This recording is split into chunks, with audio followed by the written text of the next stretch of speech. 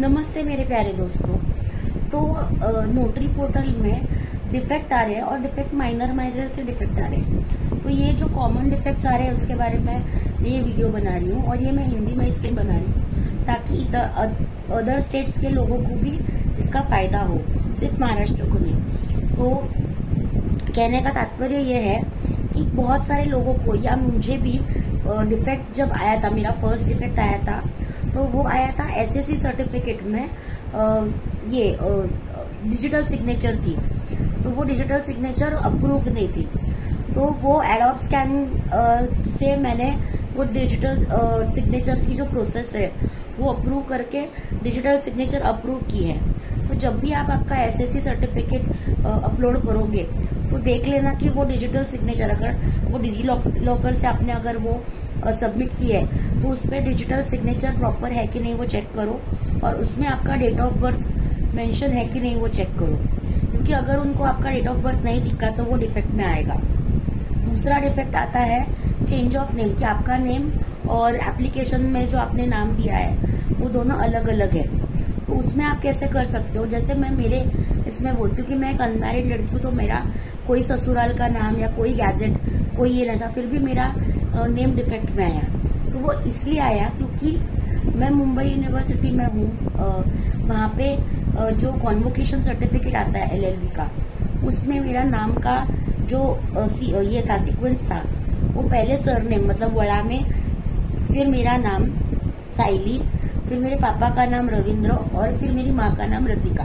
तो महाराष्ट्र में मदर का नेम मैंडेटरी है, पहले से ही था, तो वो हमारे सर्टिफिकेट में भी झलकता है।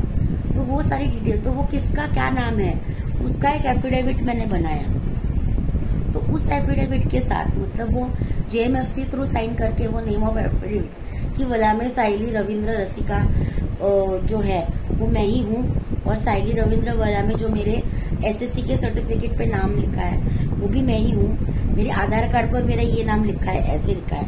मतलब जो जो डॉक्यूमेंट्स आपको सबमिट करने के लिए बोला है, जैसे फॉर एग्जाम्पल अगर आपको वो बहुत अच्छे से देखना पड़ेगा कि आपका जो एनओसी आता है बार काउंसिल से, तो उसके ऊपर उन्होंने कैसे आपका सरनेम फर्स्ट, नेम बाद में, फिर आपके पापा का नाम, फिर मम्मी का नाम ऐसे डाला हुआ है। तो वो ऐसा ये नेम है और ये करेक्ट नेम है। और मैंने अभी एप्लीकेशन के वक्त आपने क्या नाम डाला है, मतलब मैंने एप्लीकेशन के वक्त मेरा नॉर्मल मतलब मेरा फर्स्ट नेम फर्स्ट, फिर मेरा मिडिल नेम, फिर लास्ट नेम, ऐसे मैंने ये क्रम से डाला था। तो वो व्यक्ति मैं ही हूँ, ऐसा एक मैंने एफिडेविट बनाया और वो एफिडेविट मैंने डायरेक्टली अपलोड किया। तो फिर से मुझे डिफेक्ट आया। उसमें डिफेक्ट क्या आया कि फर्स्ट एफिडेविट जो था 4 पॉइंट्स वाला, वो एफिडेविट मिसिंग है।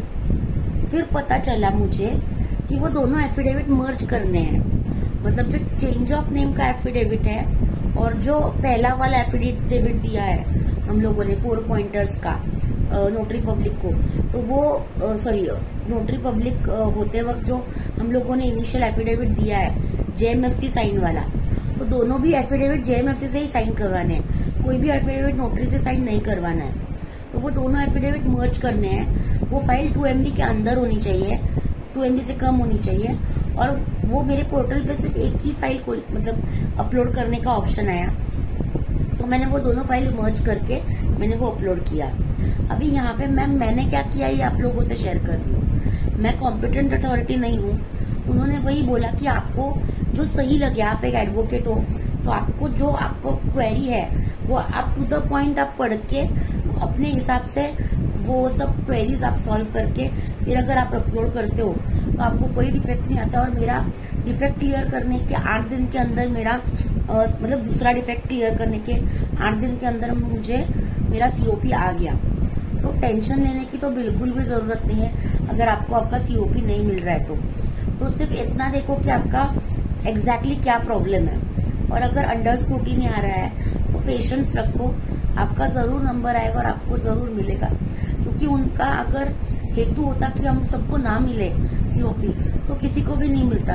हम लोगों का सिर्फ डिफेक्ट था और डिफेक्ट माइनर हम लोगों को अभी लगता है, बट वो सही में मतलब वो अपना जो भी एप्लीकेशन है, अगर हम लोगों ने ये वाला फर्स्ट एप्लीकेशन हम लोगों ने बहुत अच्छे से और बहुत बारकाई से और बहुत एक्यूरेटली अगर हम लोगों ने दिया तो 5 साल के बाद रिन्यूअल के वक्त हम लोगों को उतनी तकलीफ नहीं होगी।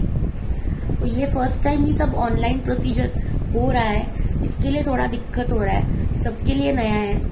अगर भी आपको कोई क्वेरी हो तो मेरा मैं ईमेल एड्रेस नीचे दे रही हूँ, आप मुझे मेल कर सकते हो, या मुझे आप किसी ग्रुप थ्रू मेरा आईडी निकाल के आपको पता चल जाएगा, मुझे इंस्टा पे मैसेज कर सकते हो, तो मैं आपको जरूर जवाब दूंगी। मैं इंस्टाग्राम पे एक्टिव हूँ और मैं मेरे मेल पे एक्टिव हूँ, तो आप लोगों की क्वेरी होगी तो आप मुझे पूछ सकते हैं। मैंने नीचे मेंशन किया हुआ है मेरा इंस्टा आईडी और मेरा ईमेल आईडी।